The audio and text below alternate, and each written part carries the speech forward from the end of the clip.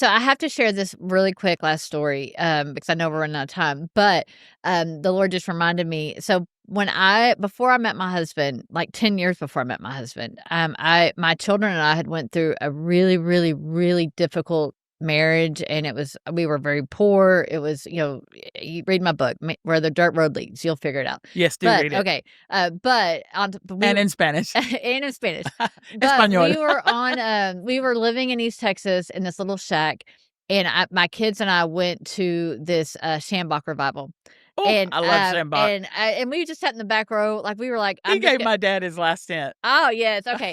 So, it was one of those tent revivals that he Yeah. had in East Texas, and we just sat in the back row, and honestly, I don't remember what the sermon was about. He was older when this happened, and all I remember is that he said, "If you really want something, be specific and make a list." Yes, Okay? he was always about that. Yeah, so I went home. I went to my little shack, put my kids in bed, and I was broken, you guys. I was completely broken, and I felt like I needed a husband. I felt like the only way I could get out of this situation was my husband, which Right. is a wholly different episode, totally different story. Yes. I'm telling you, there's a big story here, but I'm gonna give you a small piece of it. And so in my mind, in my brain at that time, I was very broken. I felt like I needed a husband For the wrong reasons. for the wrong reasons, and so I made a list. And on that list, I wanted a husband that made a certain figure, and I was very specific about what I wanted him to make on income-wise. I wanted a husband that, did not have any other connections, like another spouse or an ex-wife or anything like that. No kids. I didn't want all the 'cause I'd been through a lot, okay?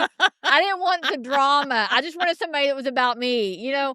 And so I had, like, 5 things on this list that were very specific, and I went into an ugly cry that night. The kinda snot flowing, ugly cry on the floor, like, "God, here's my list," and I'm talking ugly crying, snot flowing everywhere.